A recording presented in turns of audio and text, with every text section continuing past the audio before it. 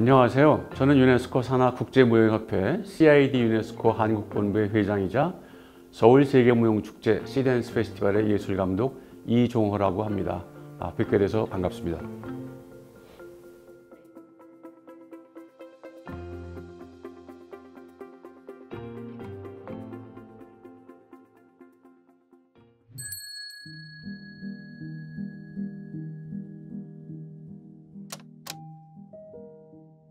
왜 제가 국제교류에 관심을 갖게 됐는지 잘 모르겠어요. 근데 어쨌든 그냥 그 개인의 성격이나 취향인 것 같은데, 어쨌든 하다 보니까 그 국제무용계에 많은 사람들이나 어떤 조직들, 예술가들, 기획자들을 제법 많이 알게 되었어요. 그런데 그게 결국은 뭐냐면요, 결론부터 말씀드리면 그냥 시간과 돈을 투자해야 돼요.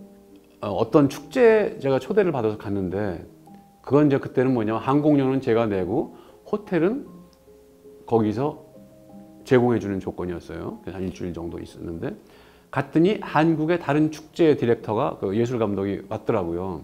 그래서 이 얘기 저 얘기 하다 보니까 제가 이제 호텔을 초대받았다는 얘기를 하게 됐어요. 그랬더니 그 감독이, 근데 왜 시댄스 감독한테는 해주고 나한테는 안 해주지?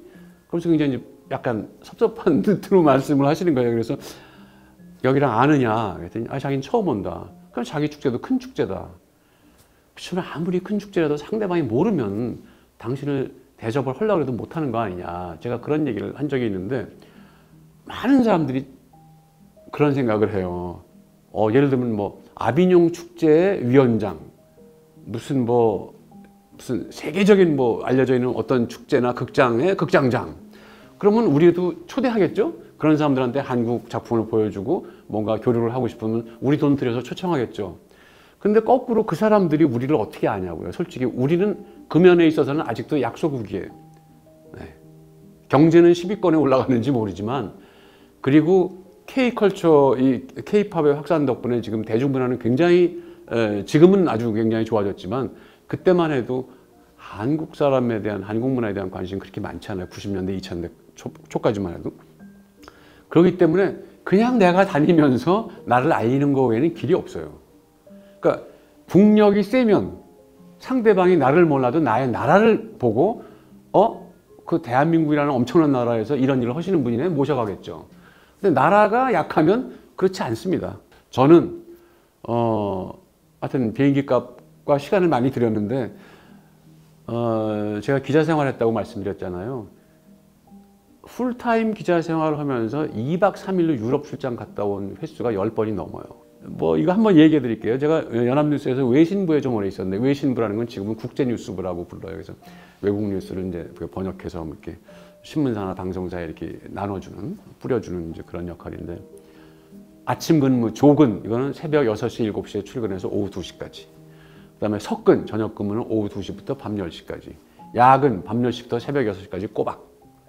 그 다음에 주근이라고 해서 10시부터 5시도 있어요. 그거는 이제, 왜냐하면 이렇게 3교대에 자꾸 끊기니까 누군가 한두 사람은 이렇게 하루를 풀로 있는 사람이 있어야 된다. 그래서 결국은 4근무죠. 3근무가 아니고. 그러면 그거를 이용해서 금요일 밤 야근을 신청해요. 그러면 토요일 새벽에 퇴근하죠. 옛날엔 토요일도 근무했다는 걸 말씀을 드려야 되겠네요. 그러면 이제 그때 오후 1시인가에 김포공항에서 대한항공 그 파리행 비행기가 있었을 텐데, 그거 타고 가요. 유럽에서 일 보고 다시 이제 시차도 있고, 그러니까 그거 다 이제 계산해가지고 저녁 때 월요일 밤 10시에 다시 회사로 출근하도록 잘 짜서 트렁크를 어떤 때는 든 채로 옵니다. 그 시간을 벌기 위해서 그렇게 할 수밖에 없었어요. 지금 말씀드린 그 외신부 야근에다가 휴가를 어떻게 이틀을 붙인다 그러면 한 5, 6일 정도 이렇게 또 할 수도 있고, 어떤 때는 그냥 2박 3일로 유럽 돌아오고. 근데 파리나 런던처럼 비행기 한 번에 가는 데가 아니면 거기서 또 갈아타고 오고, 정말 말도 못해요. 그러나 그렇게 해서 그때 만났던 사람들이 지금 생각해보면 국제교류의 시작이었던 것 같아요. 그때는 제가 축제를 하게 될지도 모르던 시절부터 그렇게 조금씩 쌓였던 거니까. 그래서 예를 들면 그 강수진 씨가 한국인 최초로 입상을 해서 우리에게 알려지게 된 그 로잔 콩쿠르를 창설한 분이 그 스위스의 필립 브라운슈베이그라는 분이세요. 지금은 물론 이제 돌아가셨는데, 그 모스크바 발레 대회에 제가 이제 심사위원 겸 이제 인터내셔널 게스트로 초대를 가 있다가 같이 게스트로 온 그 브라운슈베이그를 만났어요. 그래서 강수진 얘기도 하고 뭐 이러면서 이제 알게 됐는데 바로 그 필립 브라운슈베이그가 그 할아버님이 만든 그 댄스 커리어 센터 혹은 그 IOTPD라는 단체가 있어요. 그러니까 직업무용수들이 직업 전환할 때, 은퇴하고 직업 전환할 때 어떻게 도와줄 것인가 하는 IOTPD라는 기구가 있는데 그걸 만드신 분이에요. 그래서 이제 그분하고 그런 얘기를 하면서 그럼 한국에도 IOTPD 지부를 둬야지 하고 제가 그 지부장 역할을 하고 그러다가 저는 이제 뭐 직장 생활에 너무 바쁘기도 하고 그래서 외국을 자주 가기도 어렵고 그래서 이제 못했는데 나중에 결국은 이제 뭐 문은숙, 뭐 김인희 같은 우리 발레 대표들이 우연히 그 회의, IOTPD 회의에 갔다가 이제 저거 우리나라도 해야 된다 그래서 그것이 모태가 되어서 지금 이제 전문무용수 지원센터가 생긴 겁니다. 어쨌든 저는 그 필립 브라운슈베이그가 저를 굉장히 좋아하셔가지고 뭐 한국에 오셨을 적에도 따로 만나고 그랬는데 그렇게 귀한 분이 왔으면 가만 놔두면 안 되죠. 아, 로잔 콩쿠르에 왜 한국 사람 심사위원 없어요? 그러면 이제 생각해보니까 그런가? 그럼 한국이란 나라가 그때까지만 해도 또 위상이 그렇게 높지 않았던 거예요. 그래서 그 당시에 이제 국립발레단 단장하던 최태주 단장, 그 후에는 무용원 원장 하시던 김혜식 원장, 뭐 이런 분들 몇 분 이제 추천을 했고, 당연히 이제 그쪽에서는 물론 훌륭한 분들이니까 당연히 이제 로잔 콩쿠르에도 한국인 심사위원이 나온 시대가 된 거죠. 그래서 그런 것도 굉장히 저는 개인적으로 이제 보람을 많이 느끼는데 이해관계 때문에 저 사람을 뭐 이용한다, 활용한다 그런 건 아니지만. 그래도 인간적으로 서로 신뢰가 생겼을 정도가 되면 적극적으로 조금 일하는 게 좋아요. 저는 국제교류하면서 사람들에게 인정을 받으려면 하여튼 인품과 실력이 중요하다고 생각해요. 인품과 실력 그러면 뭐 이렇게 고리타분한 얘기야 뭐라고 할지 모르지만 한국에서 온 아무개라는 사람 만났을 때 얘기를 해보면서 믿음이 가야 되거든요.